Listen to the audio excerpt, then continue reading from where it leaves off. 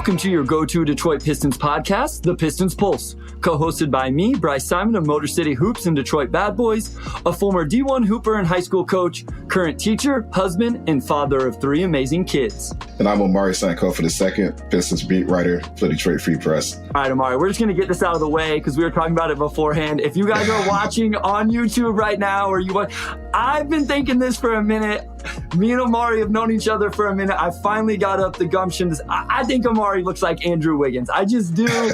He came with the new hairdo today, and today was the day I was finally going to bring it up. It's a compliment, man. Like, Andrew Wiggins is a good-looking dude. So, and obviously a big-time basketball player. So I finally brought it up today. I had to start the episode with that. Yeah, it's funny. Even when I was in college, like a sophomore in college, Wiggins was, being called Maple Jordan and all this other stuff. People used to say, "Omari, have you ever been told you look like Andrew Wiggins?" And it's like I get this several times a week. Like, this is not new information. I hadn't gotten it in a while. I thought I'd actually finally shed that comparison, and apparently I have not. So I guess there are worse NBA players to say you look like. So I'll just accept it and take it. And I am rocking the long hair right now. Just letting my hair breathe out from the braids for a few weeks. So I'll just own it. It's okay. Bryce, I'll forgive you. We are always joined by our guy, Wes. And Wes, I know you can't talk right now, but I think these are going to be so much fun to do a sheet or sham with these live audiences when we do those, because then the audience will be able to play along with us and stuff. So that's something that will come down the road when we kind of get into the off season. But I kind of got excited thinking about that the other day. So yeah. Also, happy Father's Day, Bryce. Happy Father's Day. Appreciate it, man. Yeah, it was a good one. I don't know if you guys follow me on Twitter or not. I watched a bunch of film, and then I mowed the lawn, and the little man was behind me with his little fake mower. So that's the relaxing time for me is mowing the lawn. We do have one new review on Apple. This is from Maze and Blue. He said, "My go-to Pistons podcast," with a bunch of exclamation points. And then just super simple with this one, Omari, 5 stars he put in the comments. So not the super in-depth, paragraph ones. We love all of the comments, all of the reviews. You guys are killing it on Spotify. We're up over 225 reviews on Spotify. Just reminder, you guys can help us out and grow if you leave reviews and ratings on Apple, Spotify, and then, of course, here on YouTube now. If you watch here, just subscribe, all of that stuff, like and share. So we appreciate all of you. Thanks, Shad. Happy Father's Day. I appreciate it. Let's get into this, Omari. We are going to talk NBA draft. We will get into plenty of it, but Omari and I haven't got a chance to talk a lot of Monty Williams stuff yet. So, Omari, I'll let you go first. You were there, obviously, in person for the Monty Williams press conference. What were some of your big takeaways? And then we'll kind of talk about the staff as it's starting to round out. Yeah, it was just typical press conference. Nothing really breaking news worthy, but the entire team was there with the exception of Bojan Bogdanovic and I believe Corey Joseph. So Monty talked a lot about just being touched by seeing all the players show up. I've been doing this 5 years. That's only the second introductory head coach press conference I've been to because the Grizzlies hired Taylor Jenkins back in 2019, and hadn't been too many, but it was just cool to just kind of see the energy in the room, all the people who came out, media, a lot of people just from the team behind the scenes and whatnot. It was just a 2-month process too, so I guess personally it was nice to just see Monty in the flesh and talk to people in person, and it's like, okay, cool, this is finally over, and I don't have to answer 6 questions a day about what the press conference is and this and that, because I notice when information is lacking, people begin to get antsy. I don't know why. Sometimes no news is just no news. But, as far as Monty came in, he just kind of gave the lay of the land, what he wants to do. Everything you heard about him, just being the good guy that he is and the leader of men that he is, you kind of got a feel for during the press conference. And, also a lot of the staff was there. I was able to confirm staff after the fact, which we'll talk about. And I know there's been a lot of excitement from people just knowing who's on that staff and what they can bring, which is also interesting to me because I didn't know people really cared about who's on the bench to the extent that they do. But that kind of blew up when I tweeted that out. So, a lot to talk about. The press conference itself for me was just cool. Monty's here. Now we can move on to the draft and free agency and get to the other big stuff that's going to define the Pistons next season. Real quick, Omari, just to people's minds at ease, I text you about this, and I know this was something Wes actually brought up. I know you may not be able to confirm or anything, but I know I text you about, why wasn't Boy on there? And you said, there's a real chance he's probably just over in Europe right now. Like, do you have any, because I know this is something that fans really wanted. Like you said, like everybody's there but Boyan and Kojo. And I know a lot of Pistons fans will want Boyan to still be on this roster next year. So do you have any intel at all, insight at all into where Boyan might have? I mean, I don't know where he was, but I would assume he was in Europe. I mean, he lives in Europe. He's from Europe, and his family over there. And it's the off season. It's tough to probably come back on short notice, and probably from the Detroit standpoint. I mean, just having the young guys there, the players who will really define the outcome of this rebuild. Not that Boyan won't be a factor over the next 2 years, but just the guys who are in that 20 through 25 range or whatever. I think seeing them there was the main gesture. So I wouldn't read into Boyan not being there or anything. I would just assume he was in Europe, enjoying some time with the family. And it's probably easier to fly in from wherever the players were in the States than for Boyan to fly halfway across the world to come in there for the press conference. So let's talk about the assistants. So Steven Silas sounds like he's going to help with the offense. Dan Burke, I'll admit, Omari, he's probably the one I'm most excited about as the defensive guy. Mark Bryant is coming with Monty Williams from Phoenix. Jarrett Jack, same thing. A few other names. Were there any names that either surprised you, stood out to you?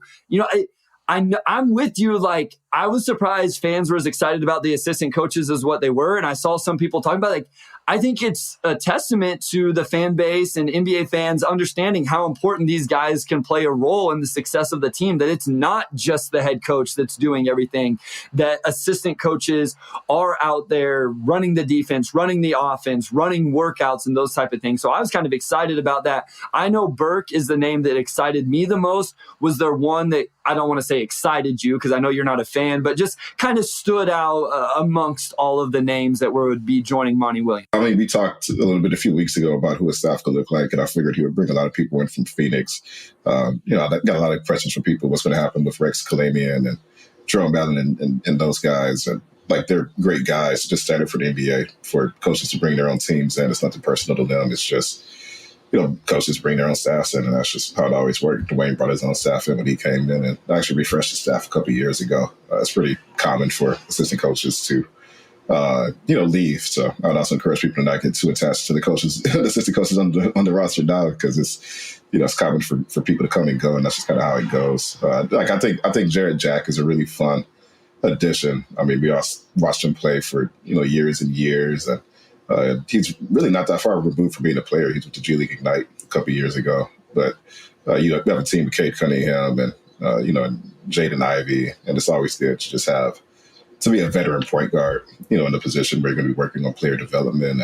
And one thing Monty said when I was talking to him is everybody he added can get their hands involved in player development. He seemed really excited about Steve Scalzi, who was with him in Phoenix.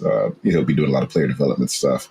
So we'll just see. I think it is, one thing about talking about coaching is, and we talk about on the pod a lot, you don't see everything that goes on. You see bits and pieces, and you do see a lot of the skill work that kind of happens after practices and whatnot. But, we'll just have to wait and see. For me, I don't necessarily want to speculate on what, coaches will and won't bring or anything to that extent. But I will say about Dan Burke, too, everywhere he's been, his teams have tended to be above average defensively. And the Pistons obviously need a joke there. So that probably bodes well for them next season. Yeah, I mean, it makes sense. And I'm sure all staffs are put together like this, Omar. Mark Bryant is kind of known for coaching up the big men. Well, we know we have Jalen Duren, James Wiseman, Mark. And just because he's known for that doesn't mean it's going to pay off. Jarrett Jack with guards, Dan Burke with the defense, Steven Silas coming in. I'm really intrigued to see, Monty and Steven working together, with the offensive stuff. And I do, I assume that we know the answer to this, but Camille asked, is John Beilein still with the Pistons?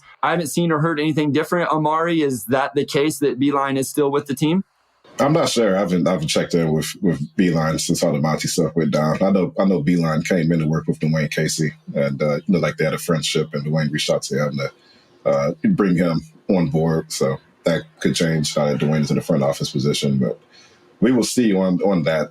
Generally when there's coaching changes, it's just safer to expect that there's going to be significant staff changes as well. But Monty did say that he would look to retain some people, so that's a TBD. We'll just see on that. I'm interested to see what your thoughts on are on this, Omari, in terms of the names he was able to bring in to Detroit. I mean, Steven Silas was, I realize, not a super successful head coach in Houston, but that's a big name, and he got him to come to Detroit. Dan Burke is a big name, and as you talk about, usually assistant coaches get recycled with new head coaches. Dan Burke lasted multiple head coaches, I believe, and it was Indiana. So obviously a big name on the market. He's been in Philly most recently. I just think that maybe speaks to who Monty is, maybe how these coaches feel about the organization and this young core. I don't know. What is your takeaway from the fact he was able to bring in guys like Steven Silas, Dan Burke, obviously has a relationship with Jarrett Jack and Mark Bryant. But I thought that was really telling, and I was really excited that maybe it was just kind of spoke to how Monty is viewed around the NBA. Yeah, I mean, it always bodes well when you're able to get respected assistants in the organization. Dan Burke, he's been doing this, I believe, 30-plus years, and I think this is only his fourth franchise, and he was in Indiana for a while. And I think it's interesting that he lasted in Indiana as long as he did, given that Larry Bird is on the record, multiple times saying that he just believes in cycling through coaches. He just thinks, coaches tend to lose the room after a certain amount of years, and you just have to keep bringing new voices in. But Dan Burke was immune from that. So must be some sort of credit to him, right, that you could, stick around through several staffs. It bodes well. I think the Pistons, they won 17 games last year, but, a lot of that was just them losing a lot toward the end. They probably should have cracked 20 wins if they were trying to win all the way until the end. And you have Cade Cunningham, you have Ivy, you have the fifth pick, you've got veterans. You've got ingredients to be a pretty good team sooner rather than later. So if you're an assistant coach, and it's like, okay, am I going to go to another, like Steven Silas, for example, are you going to go to another situation where, it's win now and, change typically starts with the coach if things don't work out. Or you go to a situation where Monty, he has 6 to 8 years, right, to kind of help get this thing on the right track. And, I think it projects an air of stability that maybe a lot of coaching staffs don't have, where you have a superstar who maybe has a few years left on their deal, or there's just this pressing need to win games now. So to me, I think, speaks to Monty and the Pistons, but also just to where they are in their rebuild, and, that they have a few years to kind of figure things out, where maybe in other cities you don't have that. Omari, one thing I am intrigued about the new coaching staff is essentially I don't know a more subtle way to say it, but it's like it's put up or shut up time for some of these players, Omari. James Wiseman was in Golden State. Then he got to play for Dwayne Casey for half a season. Now he's going to get a new coach. Killian Hayes. Most Killian Hayes supporters blame Dwayne Casey for Killian Hayes not being the player they thought he should be. Now you're getting a new coach. To me, this is going to be a really interesting season. Just in totality, what is Cade Cunningham? What is Jaden Ivey? What are those guys together? What is Killian Hayes? There's no longer going to be the excuse of this offense that quote unquote doesn't fit him. Marvin Bagley, Isaiah Stewart. I'm excited about the season, not just for the coaching staff, but also just for some of these players. I think it's time to really find out where they're going to be at and kind of get rid of some of the excuses that they could hide behind, or fans maybe would hide behind with them. I'm curious to see. One thing Dwayne said a lot last year was next year we're not going to have the same patience that we had this year. That's a better way to say it. Maybe with Monty coming in year one, he'll get a grace that maybe Dwayne didn't have, just being, with the organization as long as he had been. Not that it's Dwayne's fault that things kind of blew up halfway through his tenure. But, with Monty, there will be, really starting now, I think, an evaluation period. But the organization does have some big decisions to make. Your 2020 class, including James Wiseman in that, even though they didn't draft him, is extension eligible. So you're probably going to commit big money to at least one of those guys. I would think Isaiah Stewart probably stands the best chance to ink an extension this summer. And he's probably the only one that really makes sense. I just don't know if you extend Killian or James Wiseman until they show you a little bit more. The thing with Monty is, I guess, what's the line between let's evaluate these guys, but also we have 3 years of information on some of them, and, maybe we know which way we need to proceed. And they have some big decisions to make now, even with Monty having 6 to 8 years as far as the futures on some of these players. Of course, they could easily just bring certain players into restricted free agency as well, and there's no downside there. But I'm curious to see where the organization is as far as just their readiness to start winning games. I know they don't want to repeat last year. I don't expect them to, have any more top 6, 7 picks unless things just go dramatically wrong. But I think really the next couple of weeks with the draft and free agency will tell us a lot about where they are as far as that timeline. I think right now a lot of that's still remaining to be seen. No, I think that's what I was going to say as well, Omari. The thing with this offseason is they have the flexibility to really show their hand or almost forced to show their hand, right? With who you take at number 5, with who you take at 31, right? We talked about like Jaime Jaquez at 31. To me, drafting Jaime Jaquez at 31 speaks more to we want to go ahead and win some games over the next few years, as opposed to if you take a guy that I really like, Julian Phillips, who's probably a couple years down the road. There's some same options at 5 in terms of that. And then you have $30 million in cap space. Do you use that on a guy that's going to help you win now? Do you use it to trade for a sin contract and assets down the road? So I think the organization for the first time truly is going to be forced to show their hand or really let us know where they believe. Now, at the end of the day, we don't always know what happens behind the scenes, Omari. They may have tried to sign such player and that guy wouldn't sign with them. So we don't always know. Sometimes they have to be able to pivot, but I do think in general, we're going to get an idea. And speaking of guys on the market, before we go to break, I at least have to bring this up. It was in the chat. Draymond Green reportedly has opted out of his player option for this next season. So a guy that some people have talked about, Draymond Green, is going to be a free agent. I don't think that I'm interested, but I don't know. What would you be interested at all, Omari, with Draymond Green? For the right price, sure. I think just from a culture building standpoint, from a defensive standpoint, from a who can really raise our floor standpoint, it's hard to do better than Draymond. I think he just opted out of a deal that just that first year, or really the last year of the deal he opted out of, I think it was around $28 million, would have been all of Detroit's cap space. So, I'm curious, just how expensive that tax would be for the Pistons being a rebuilding team, trying to go after him when he could probably go to another winning situation or even just stay in Golden State. I still think there's a really good chance that he just signs for more money overall, but spread out over more years just to save them some money. So we will see on that. He doesn't strike me. I think it's really just up to Draymond, right? If he wants to, come home and, play for the team. I'm assuming he grew up watching the Pistons. I don't know for a fact, but, he's from Michigan. So, maybe there's meaning for him there that we haven't quite perceived yet. But just from a culture defense standpoint, it's hard to do better than Draymond. Yeah, there would definitely be something he could add to the table. I wonder what the perception of the Pistons is around the league. This is what's always interesting to me, Omari. Do guys like him see them as a team that they can come in and just help them take that next step? Or do they still see them as a team that's really far away?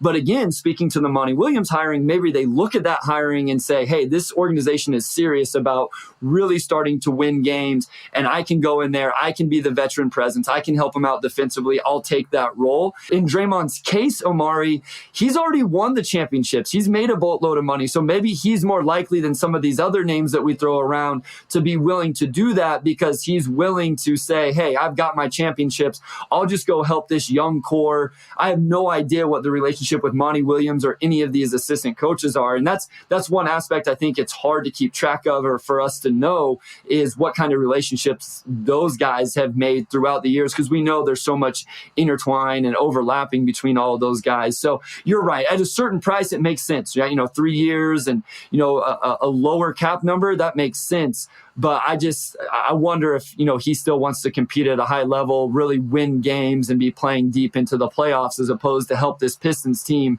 make that small step just into, the play-in tournament or something like that. It's definitely worth thinking about. I think just for me, the money and really the Pistons have flexibility as a whole, right? And you have Draymond who obviously, the back half of your career, you extend a large deal to him to prime here. And you got to think about, 2025, 26, 27, like how much can you extend and how much does that help us versus just flexibility we have now where maybe you don't have to rush things. So be curious to see that. If I had to guess, though, I still think he probably goes back to Golden State. But, we haven't even gotten to the draft yet. There's a lot that will go down for the next couple of weeks. So something we can revisit. Yeah, it's going to be a crazy 2 weeks coming up. We'll have our draft reaction, just so you guys know, Friday morning. We'll go live.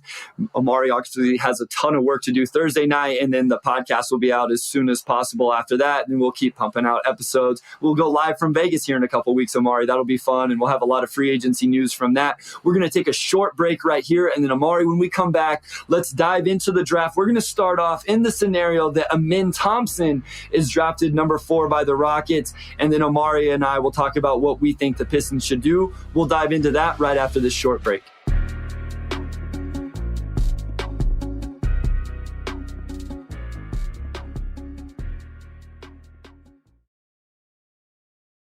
All right, we're back with segment 2. And I just want to start off by saying there's been a lot of debate on who the Pistons should take. And there's like 5 or 6 players who make sense. I reported that they worked out the Thompson twins, Anthony Black, Cam Whitmore, Jarris Walker, and Taylor Hendricks over the last 2 weeks. And I will just say right now, truly, I do not think that there's a bad option for them at number 5. I think you can make an argument for any one of those players and make a very sound, logical argument and be completely right.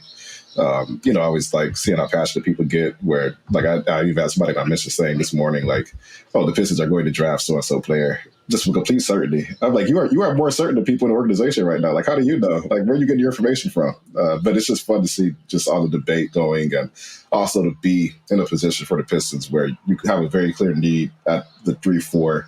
And you have 6 options who would all address that need in various ways. I mean, I really don't think there is a clear-cut best option, and it's more so what you prioritize in a prospect. Some people prioritize shooting more or less. People value the processing and playmaking or defense or whatnot. A few days before the draft, it's just like you could go a number of ways. I don't think you're wrong. No, I'm glad you brought that up, Omari, because I wanted to get into it at some point. And I know we're in a day and age. I had somebody tell me this very early on, like, Bryce, you have to speak more authoritative, like with more certainty, like 100%. And I'm like, that's just not me. I'm going to be willing to understand every side of an argument. And so that's one piece of advice. I try to take advice and run with it. That's one piece of advice I honestly kind of ignored with my quote unquote content creation journey, because I can see the argument for any of these 6 guys. I'm very much settled into my top 2. I have a tier break. And then the other 4 guys, Omari, I'm kind of all over the place.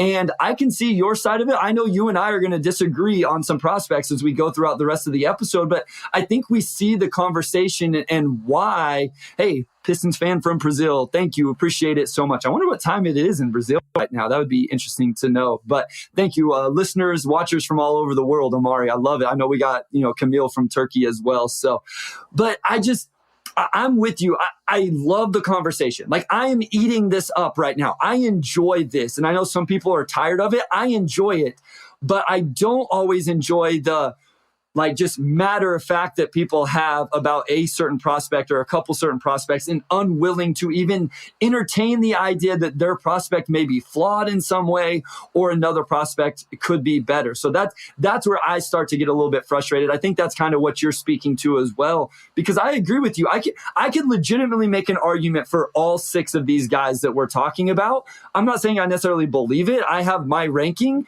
but I could make an argument that I could somewhat stand on about all 6 of them. And I assume you could do somewhat of the same. Yeah, I agree. I mean, I wrote in my mock draft over the weekend, I ended up taking Cam Whitmore. And, I even explained, I got an explainer piece today that the Pistons are considering from a few guys. And, you can make arguments for all of these people.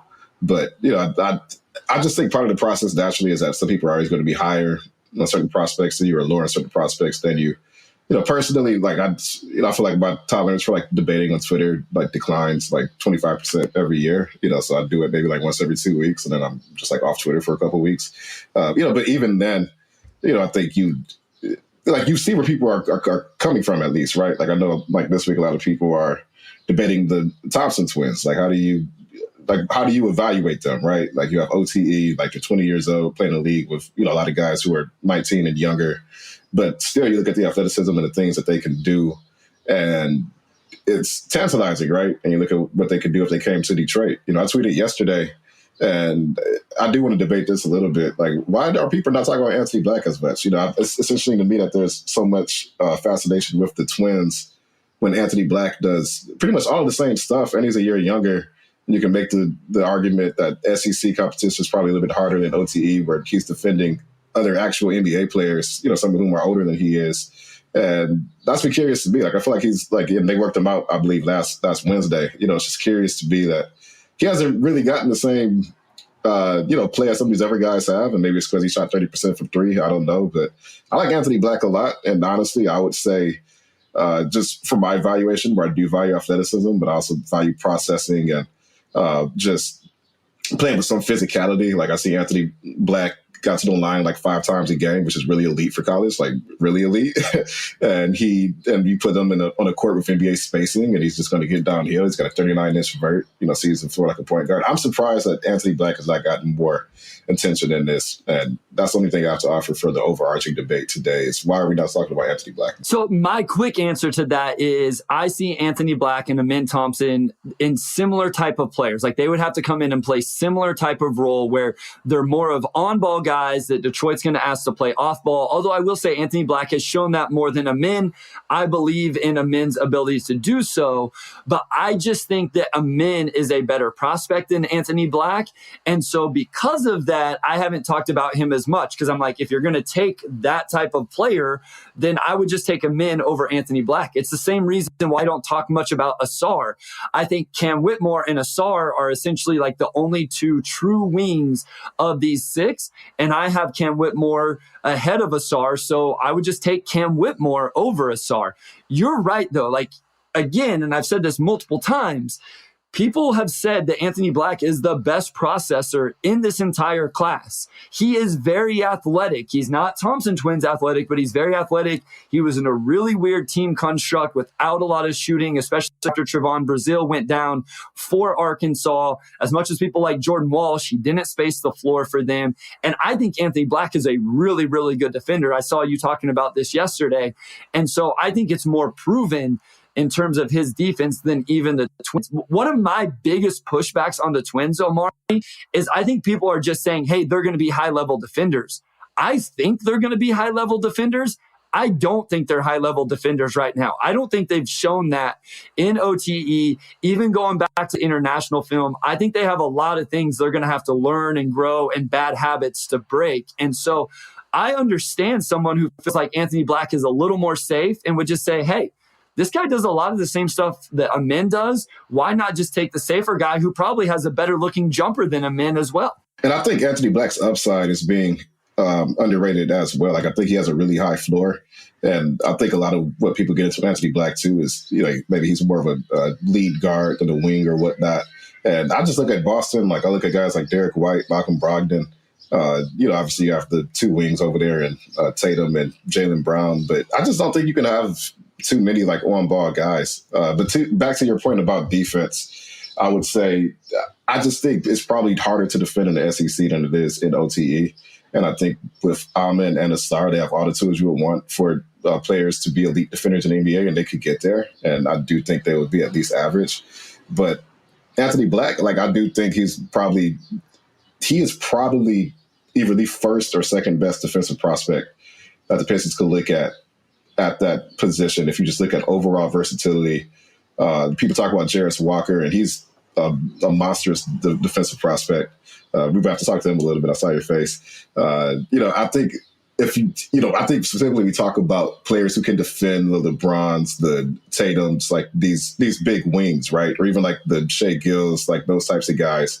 And I feel like I trust Anthony Black to do that more of any other player in that group. Whereas Hendricks, Walker, they're more like backline defenders who can switch, but I don't know if you want to make those types of players like the primary assignment for them. So maybe defensively, I feel like it's maybe the biggest mischaracterization of Anthony Black I have. It's like this dude is 6'7", and he should be able to defend 1 through 4 pretty well. Like, you probably don't want him too close to the paint, but as far as perimeter-wise, I think he's the most proven of that group by far. All right, let's stay on Anthony Black, because I don't feel like we've given Anthony Black the deserved love. I know you're a fan. Wes is a huge fan. We've talked about everybody else. We have not talked Anthony Black that much. We can talk Anthony Black as long as we talk about the Thompson Twins, and this is we can't call ourselves a Cam Whitmore-friendly podcast and not talk about Cam Whitmore at some point.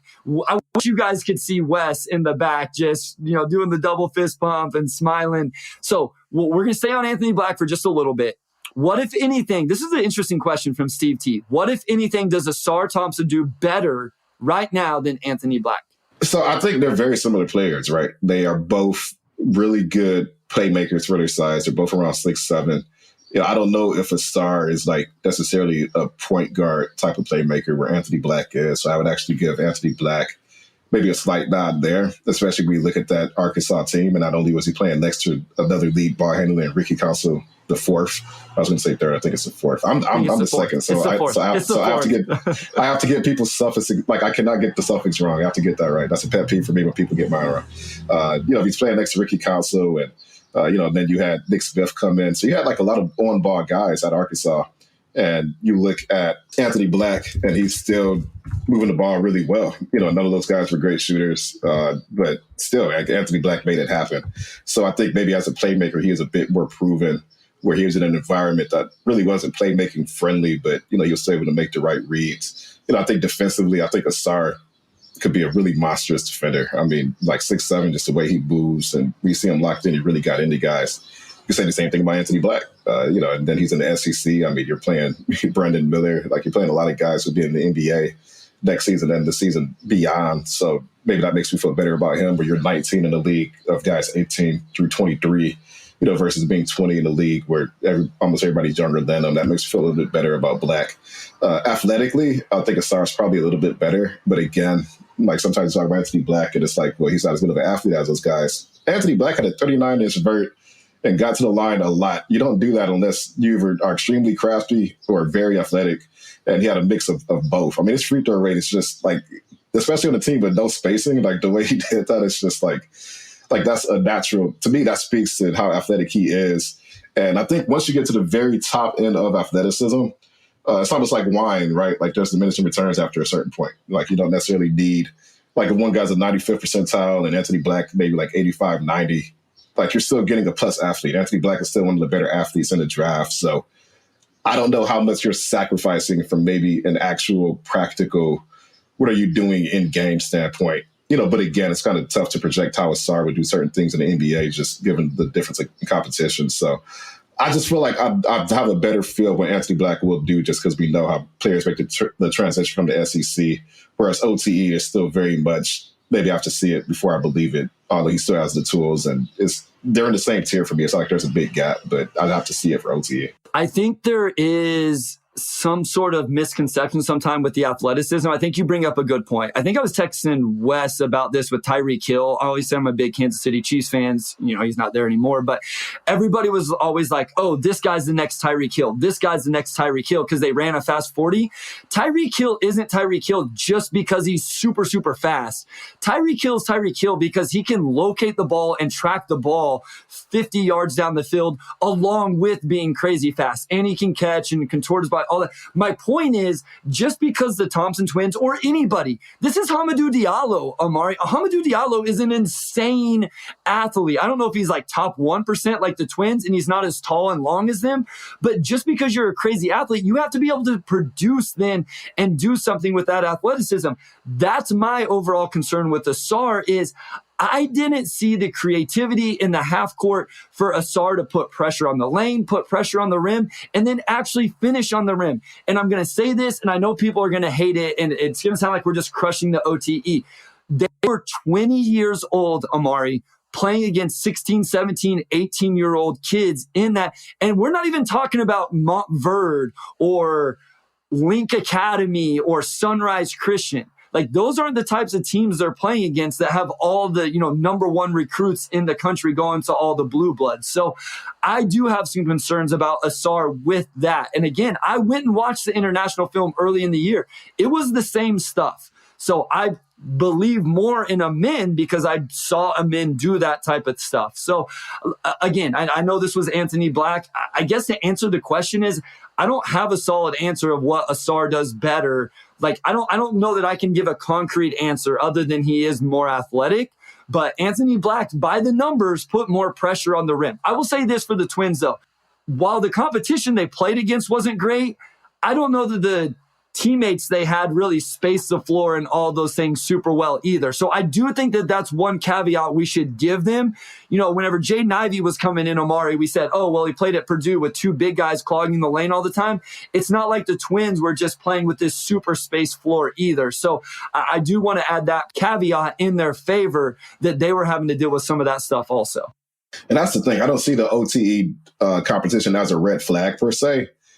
It's just a flag. I don't know what to make of it. You know, I just, like I said, I have to see it before I believe it. It is just something that you factor into the evaluation. It could be completely meaningless. You know, I'm not saying I think that they're going to bust because they're playing younger competition. I just see sometimes people say, like, we didn't knock like one and done prospect, not one and done. We didn't knock kids coming out of high school for playing high schoolers and going to the NBA.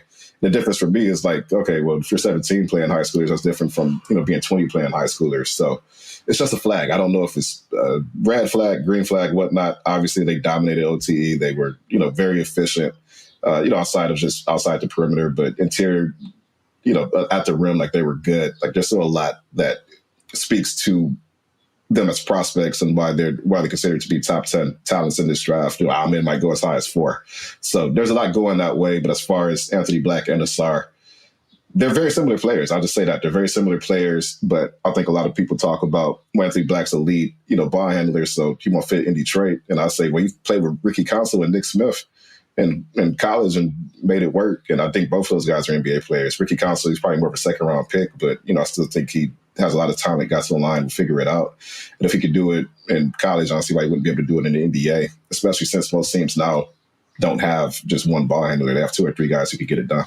Yeah, and so that leads me into the bigger conversation of Anthony Black, Amin, and just how this works. So let's talk about Amin, because you and I have talked about this and whether or not he can actually work with Detroit, with Cade, with Ivy. And I agree that it's a wonky fit. Well, let me go back 1 second, Omari. I think what you just said is important as well. Neither of us are saying that Asar Thompson isn't a top 9 pick. I don't think, anyway. I don't want to put words in your mouth, but I know he's in that tier for me. He's in that tier for me, too. Yeah, so that's what I'm saying. We're not saying he shouldn't be in the lottery. We're not saying he's not a first-round pick. We're not saying he's a bust. We're just saying that in this group of players where we have these 6 guys, eventually you have to rank them in some way and prioritize fit and upside and floor and what we've seen and what we trust. Are we more risk averse or we want to take a chance? You know, those type of things. How good do you think Cade and Ivy are? And so that's where we're at. So I just want to make that point. Nobody's saying that Asar just sucks and isn't going to be a good NBA player. It just may be like, hey, what I saw from Anthony Black, I trust a little bit more. I think he fits. That's why I have Amin so much higher than Asar, Omari. And I think Amin can fit offensively with this team. It comes down to this, and this is true with a lot of guys, and I want to continue to talk about this because I think it plays into Cam Whitmore as well. It comes down to the intel, Omari. What are these guys saying in interviews? What do they look like in their workouts? Are they going to be willing to take a back seat? If Amin says, I don't want to play off the ball, then they absolutely shouldn't draft him, Omari. The Pistons should not draft him if Amin says, I see myself as a primary creator as the point guard. Good, move on or trade the pick. I get it. I understand it then. People I've talked to seem to think that he's the type of kid that would accept that role. I buy the feel. I think he can go play off ball in the quote unquote Andre Iguodala role when Cade is on the floor. And then he gets to essentially run the second unit as the point guard when Cade is off the floor. This also speaks to my belief in Jaden Ivey as an off-the-ball player. So I just think that all of those things are important to take into account. And there's a lot of intel stuff that we have no idea about. And I think a lot of it is just willingness to play off-ball. And then when you look at them as an off-ball prospect, what do they bring? Like when I make the comparison to Anthony Black and the Twins, I'm not necessarily saying I think Anthony Black is 100% a better prospect in the position to be looking at the Twins. So I'm just saying I see a lot of fascination with the Twins from the fan base. And I'm just curious why Anthony Black hasn't had that when they have a lot of the same strengths and weaknesses. But I think for our man, questions for me, I mean, obviously he's one of the most gifted athletes we've ever seen pick up a basketball. The playmaking is real. First step, getting downhill, body control, all of that, full package. It's one, can he become any type of shooter? And people, you know, I've noticed people have a tendency to put all non-shooters in the same category, but they're not. You know, like I saw somebody last night kind of mention, you know, I don't want Anthony Black because, okay, big point guard, moves the ball, solid defender, no jump shot. And they kind of made the comparison to Killian Hayes. And it's like, well, Killian Hayes is the first Killian Hayes. There's a lot of big point guards that didn't have jumpers, and you've had different outcomes for them, right? So it doesn't automatically mean our shot's broken. But for our men, I think he shot 23 or 25% in OTE. And we saw Asar make a leap in the playoffs. We didn't see our men make that same leap. And they also struggled at the line. I don't think he ever cracked 70% at the line. Maybe there is, maybe less momentum for him as a shooter than for some of the other players who are theoretical shooters. Like, you could make an argument that Jarace Walker is in some ways still a theoretical shooter. So there's different ranges of non-shooter. And for our men, for me to be comfortable, it's one, can he shoot? Because the ball's going to be in Cade and Ivy's hands a lot. And if our men needs the ball, Cade and Ivy are playing off of him. So one of those guys needs to shoot. Cade hasn't shot that well. Ivy shot pretty well last season. But again, you're talking about three players who have not proven that they can be above average shooters yet. So that's problematic. And then two, can he cut? Can he defend? Can he, pick up the slack in other ways? I think that's what it comes down to. So with Black, we've seen that happen because he played with former ball handlers. With the Twins, because everything ran through them, we haven't seen it as much. So that's just something else that goes into my evaluation of those three prospects. No, and it makes complete sense. What I've come to realize, Omari, is my infatuation with Amin. I think everybody would agree he's a high-level prospect, right? Like, super high ceiling. He can be a really good player.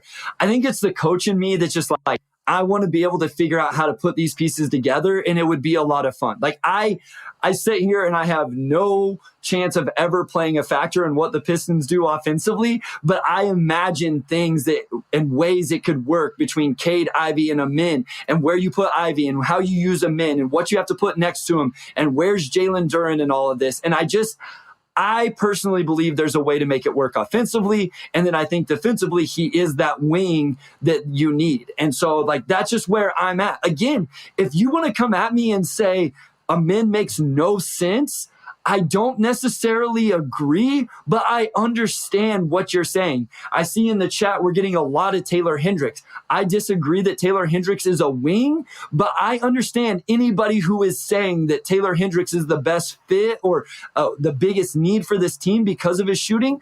I understand that. I get it. If you're telling me hey, that's what he's going to do, and I believe in his ability to do that, I'm cool with it. Not where I would go, not at 5. I would be more willing to trade down. But again, I understand it. So I kind of believe in the creativity and the fun you can have with a man. And I just think it can work. I think the biggest pushback, I'd be interested to see what you think real quick before we go to break, Omari. I think the biggest pushback I get is I think Jaden Ivey can almost exclusively play off the ball. And I don't think Pistons fans want that after what we saw towards almost all of last season. How comfortable would you be in that scenario where it's either ball in Cade's hands or Amin's hands, and Ivy's essentially playing off ball, attacking advantages those guys have created? Are you comfortable with that? Do you think Jaden would be comfortable with that? I think you have to be comfortable with it. I think, one thing we talk about comfort level with players, I was thinking of modern NBA. The ball has to move. The ball can't stick. The ball can't stay in one player's hands. And we talked so much about Ivy last year, like on ball, off ball. I still think he can embrace cutting, and we saw him shoot the ball pretty well. Like a lot of pull-up threes, but off the catch as well. But I think that could work. I'm probably not as worried about having 3 lead ball handlers as much as maybe some other people are. Like if Amin is there at 5, by all means, if that's the top player on the board, take him. Or if it's Anthony Black or Asar or whoever else, I think that's fine. Like, you just draft for talent and you don't worry about fit as much. And that's everything that goes to Anthony Black would be is just go for talent. If he's the most talented player, then don't worry about if he needs the ball or not. Because in the modern NBA, you're not going to have it as much as you probably wanted anyway. We saw Jamal Murray and Jokic make it work pretty well, right? Or Harden and Embiid, and Embiid's a great playmaker for a big. So that doesn't bother me as much. I think all men that you put him on this team, it'll be fine. Like, there'll be some growing pains, but if he lives up to his potential and you just have 3 really good on-ball guys, then that's a good situation to have. And if you have to correct the roster in a few years, make a trade, you could just do that. We got to take a short break. When we come back, Omari, we're going to get to some of these questions, and that will lead us into this conversation around Cam Whitmore, Jarace Walker, all these other guys anyway. So we'll start off with a question on Cam Whitmore. My guy, Trader Co's, wanting you to let him know that the Pistons are going to draft Cam Whitmore. I don't think you can do that, Omari, but we'll start off with that after this short break. All right, we are back with segment 3. And let's get into Cam Whitmore, because we have a lot of Cam Whitmore questions sort of sitting here in the chat. Trader Cos, please tell me that the Pistons are drafting Cam Whitmore. I don't know. I don't know who they're drafting. I don't think they know who they're drafting. It comes down to what takes place in front of them, and to have those debates this week. But I'm just making it clear. I think Cam Whitmore is very high on their list. I think they're where he checks a lot of boxes for them. But it's a debate. I think you can go a number of ways and feel pretty good about it. And I'm not going to I even got a question on Twitter a few minutes ago, I wrote my Ken Whitmore explainer, and somebody was like, well, actually, this says they're taking Ken Whitmore at 5. And I'm like, the story says there are 6 players they could go with that all fit. I'm not saying Ken Whitmore is the pick. I don't think anybody at this point, a few days before the draft, knows what for sure is going to happen. But I know me and Bryce, being the Ken Whitmore fans that we are, I think we love his fit here in Detroit. And I think if it did work out that way, that this would be a great landing spot for him, given that he could focus on his strengths and not have to play make as much, which, of course, getting to another question in the chat, is his biggest red flag. It is, and there's no denying it, Omari. My bigger worry with Cam Whitmore and this feel for the game or the playmaking is actually on the defensive end of the floor. I'm not worried about Cam Whitmore necessarily being a playmaker. I think he can make the simple reads. Just don't put him in ball screen situations where he has to read the defense and make high-level decisions. Don't do that. You have Cade and Ivy to do that if that's what you want to do. I think Cam Whitmore can shoot. I think that's a big cause of distinction between people who like Cam and people who don't. I think he can shoot. I truly do. I think the form looks good. I think he's going to knock down open catch and shoot. And then I think he's crazy explosive, attacking closeouts. I think you can do creative stuff with him. I think you could actually put him in the dunker spot if you wanted to do that for whatever reason. I think he can get out in transition, all of those things. I think he's going to be a good on-ball defender. My biggest worry is his field defensively. Is he going to be able to contribute to an overall defensive scheme? Again, Omari, this comes down to the intel. And if all of a sudden we hear the Pistons don't like Cam or they're souring on Cam Whitmore, it probably comes down to how they feel about that. What was the context around Villanova? You and I have talked about this a lot. I feel very comfortable saying there was not a healthy relationship between Cam Whitmore and the coaching staff at Villanova. If you want to see the video, I have it. I recorded it from one game. Whose fault is that, Omari? Because I think a lot of people say, oh, that's Cam Whitmore. Well, if you're saying that, I hope you're not the same person who blamed Dwayne Casey for all of Killian Hayes' shortcomings, right? Or in the Monty Williams, DeAndre Ayton situation, who gets all the blame? DeAndre Ayton. I don't know the answer to any of those. We don't know unless you're in the locker room. So I think it really comes down to, was he misused at Villanova? Was Villanova a train wreck? All I know is he definitely wasn't happy there. You could see it. It was not a conducive environment, but it may have been Cam's fault. So that's where a lot of this intel comes into it. I just think Omari, he can shoot it. I think he can get downhill. He's an explosive athlete. I think he'll defend, and I'll buy that you can get him into a system where he grows a little bit with what he does defensively off the ball, and he does enough on offense to keep the ball moving. I realize he's not a high processor like Cade.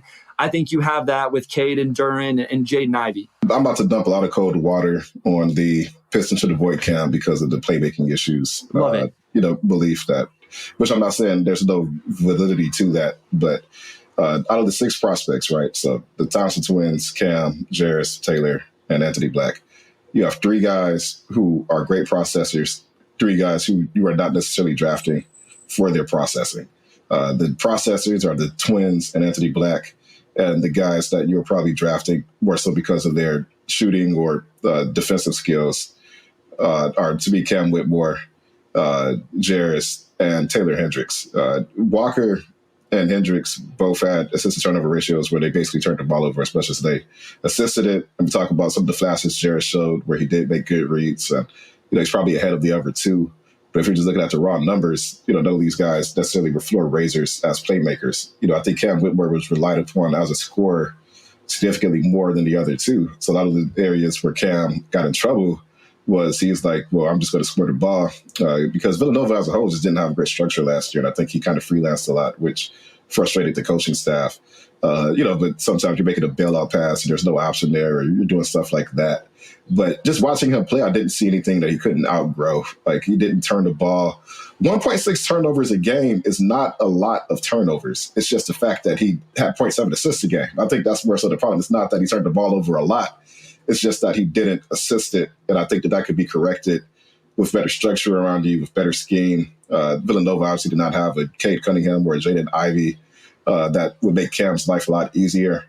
And you don't need him to do a lot. It's more so simple reads. And I'll look at just the physicality he has at 18, which he's not. I'm not comparing him to Anthony Edwards as a prospect, but they're both around the same age of when they were drafted, and they both just had natural physical gifts that you can't teach, right? I look at Cam's ball handling, his body control, 40% of catch and shoots, 34% on a lot of self-created threes. Like, I really buy into him being a really good shooter. And as far as the playmaking, it's basically the same argument for Jaden Ivey last year, right? Like, yes, Jaden turned the ball over a lot. He's being asked to do a lot. But you put him in the NBA where those athletic gifts would pop a lot more. Now just look at Cam. He's going to attract a lot of attention when he goes downhill just because of how good he was at doing it. He's going to get really strong closeouts because he can shoot it. So at that point, it's just making simple reads. Like, oh, okay, the big is open. I can toss a lob or just get it to him underneath. Or, okay, like, the help came this way. So now I have the shooter there. It's just simple stuff you need to do. I don't think the pathway to him being a plus playmaker is going to be a hard road for him. Just what he's able to do naturally.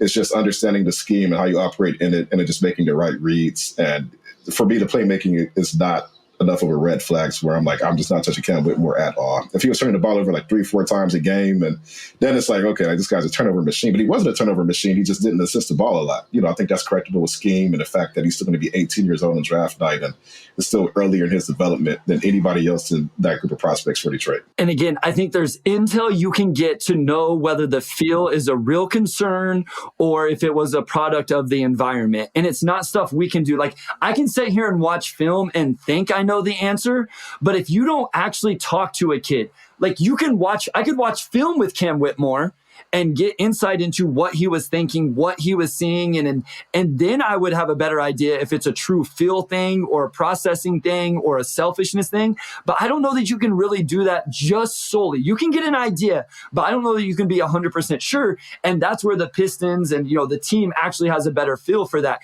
And if it is a worry, like if you think those concerns are real, then yeah, I get passing on Cam Whitmore. But I agree that I think some of that stuff can be developed. I will also say this.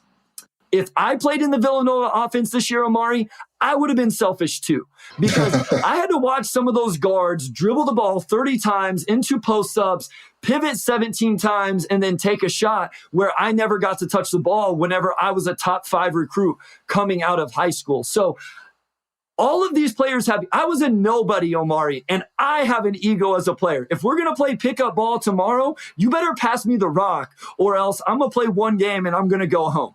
And so I'm joking, but my point is I understand why sometimes Cam Whitmore caught the ball and said, I'm going to go get a bucket, because he didn't trust that if he got rid of the ball, it would ever come back to him. That's not going to be an issue in Detroit. He's going to trust, okay, Cade creates, kicks to me, shot's not there, drive, kick to Cade, relocate. All right, Cade's going to get me the ball back, or Ivy, or, Duran, or he's going to have that big man throw the lob up and let him finish. Like, Again, I don't have all the answers. I don't know that it for sure can be there. Maybe there's real red flags that we don't know about, but I'm like you. I'm not just completely saying, oh, he has no feel. He can't ever be a 2-assist a game guy who at least keeps the ball moving and throws the lob pass when the big man steps up. Like, I have a hard time believing he can't do that. If there's intel that he can't, then sure, pass on him and let's go to the next guy. Because there are other indicators of feel for me that Cam has. One, he was a great cutter, very instinctive. That's when great point. Guys played off of him, he always cut. He was a very willing cutter.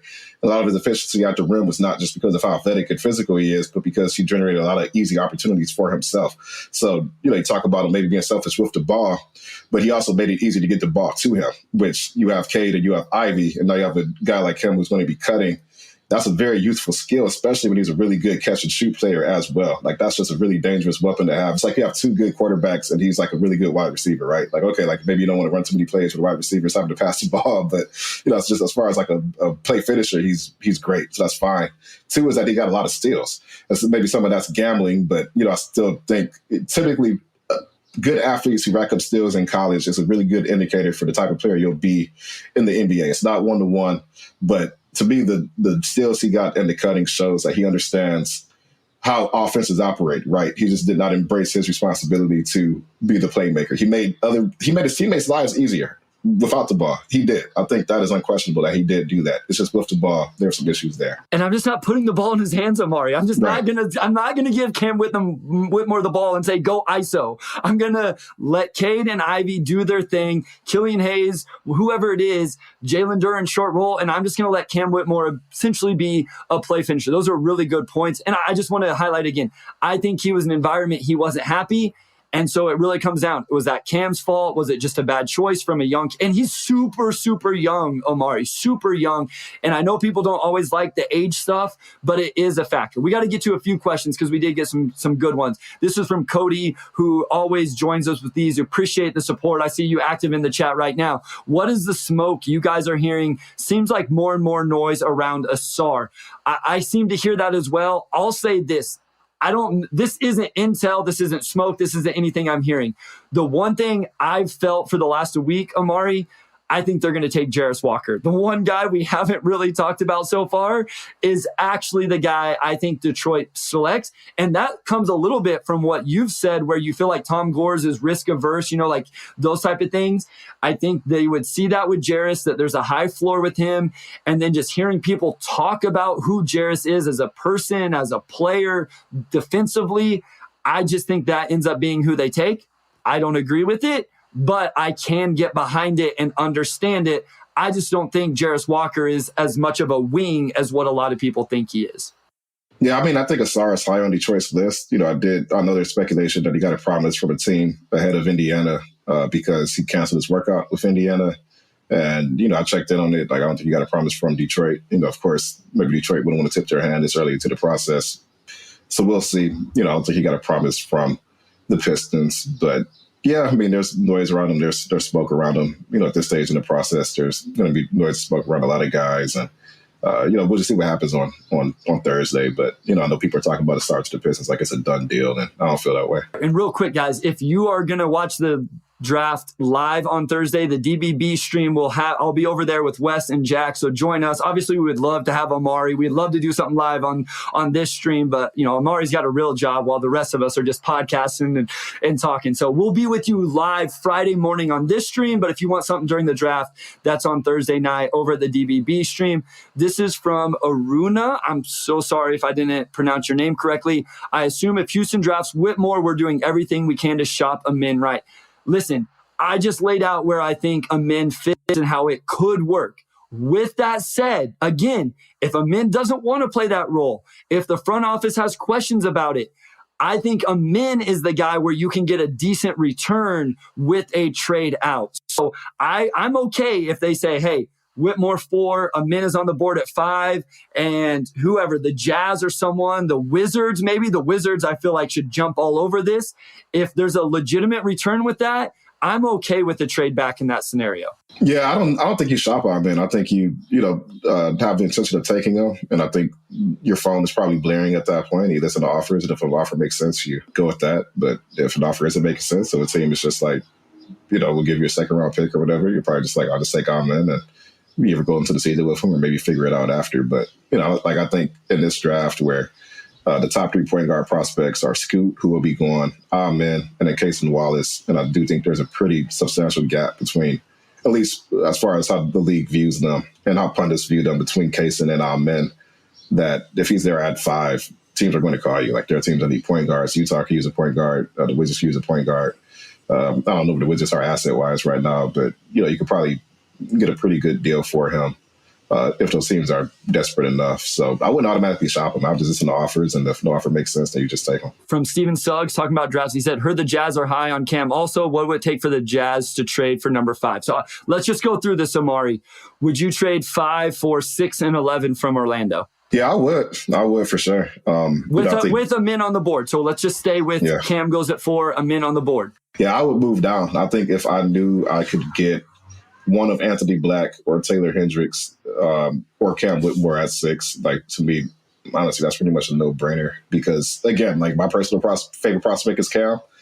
I don't know if the Pistons feel that way. And as well as that, I don't know if I'm so high on Cam that I wouldn't take a second lottery shot in this draft where the gap between 6 and 11 probably would end up not being that big, in all honesty. 7 is the Pacers, and then they have some late first rounders. So would you fall to 7 and then take some package of a late first round? Maybe you score an extra first down the road, or Chris Duarte or something like that.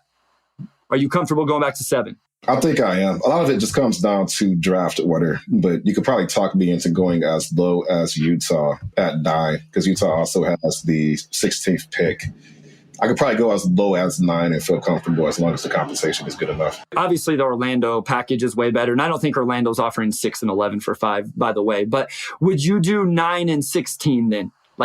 To me, that's the one that I feel like seems the most realistic in terms of both sides. It gets Utah up to 5. They get to go get somebody with super high ceiling and like a Min who's probably not going to be there at 9.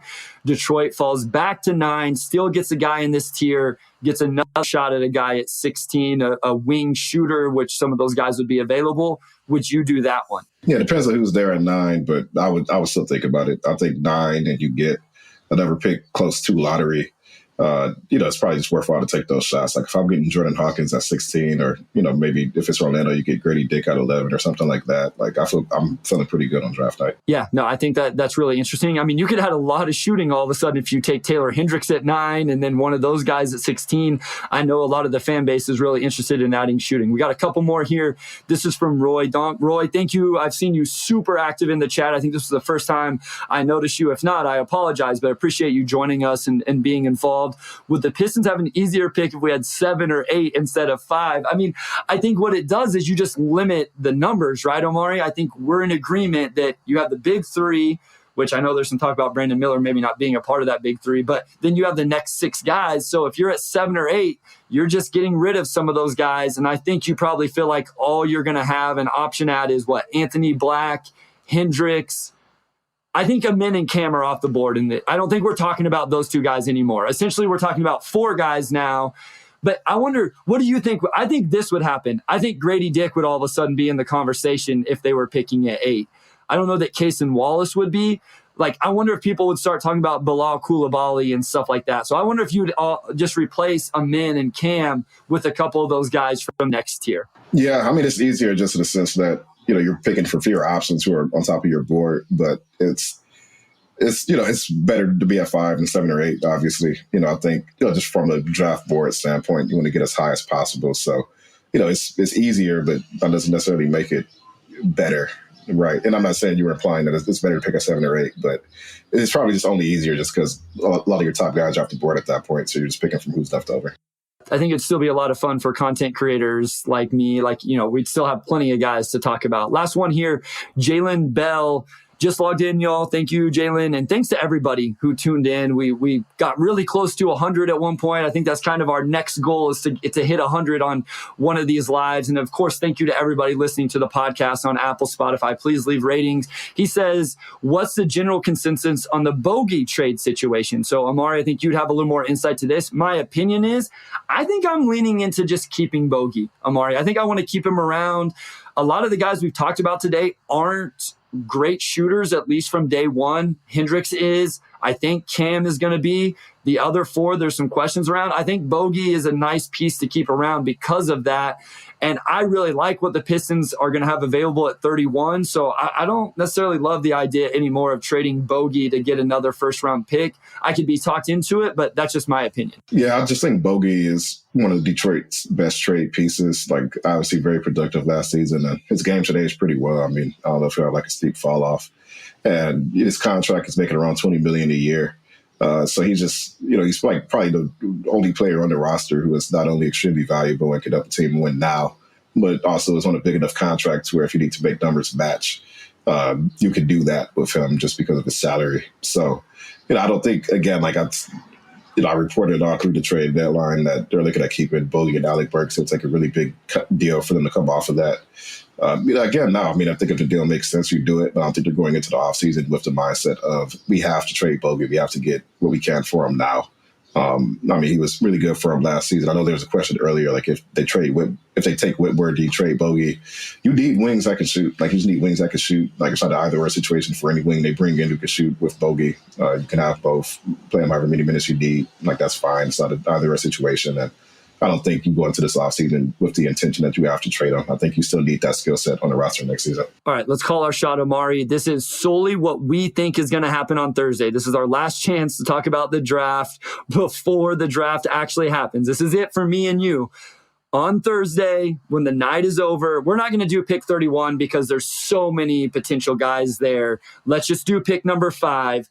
Not what you want to do, not what you would do, anything like that. You have to take into account what you think Houston's going to do at 4. Who do the Pistons select at 5? I'm still going to stick with Cam Whitmore. You know, it's tough. I'll say right now, I don't know with 100% certainty. Somebody asked me earlier, like, who would you put money on? Nobody. Don't put your money on the pick. Save your money. Put it in whenever you're going to bet on the 5th pick, put it into a high-yield savings account and just watch the growth of the next year. Don't bet on the 5th pick. I would still go with Cam Whitmore. You know, I think around the league, he is widely considered to be, of all the players outside of like that top 3, it's like him and Amen are the 2 who are like, maybe they could really make teams regret not valuing them higher down the road. You know, I still think Amen probably goes to Houston because they need a long-term solution at point guard. And even if they get James Harden this offseason, which is a TBD, you still need a point guard. James Harden is going to be 34 next season, so that's not a long-term solution. Like, you still need somebody who could come up in the wings, and just the Jalen Green, Amen Thompson backcourt would just be insane from an athletic standpoint. So, assuming he goes 4, I still think Cam Whitmore's to pick up 5. I'm going to stick with what I said earlier. I just have this gut feeling that it's Jarris Walker, and I think it's Jarris Walker essentially no matter what. If they take Cam at 4, I think it's Jarris Walker. If they take Amen at 4, I think it's Jarris Walker. Maybe there's a small trade back and still take Jarris Walker, but I think the Pistons walk out of the draft with Jarris Walker. I would take Cam Whitmore. I have Cam and Amen essentially in a different tier at this point than the other 6 guys. But Omari predicting Cam Whitmore. I'm predicting Jarris Walker. Sorry, Jared Beck, my bad. So we appreciate you guys tuning in. Remember, we will go live on Friday morning. Tune in with us then, and then the podcast will drop a little bit later that day. If you can't join us live, always up on YouTube later on throughout the rest of the day. Then we'll be back every Tuesday moving forward, including in a couple weeks. Me and Omari will be live and in person from Las Vegas. We'll figure out which hotel room has the best Wi-Fi, and we'll join you guys from Summer League. Wes, thank you. Everybody listening and watching right now, thank you. If you're listening on Apple, Spotify, wherever, thank you so much. Again, leave a rating, review, anything you can to help us grow throughout all of this. We enjoy it so much. We appreciate you guys. Omari, take it away, my guy. Yes, as always, big thanks to Ajdet Delgado, Kirkman Crawford, and Robin Chan, our audio producer, and big shout out to Wes Davenport. And we'll talk to you also.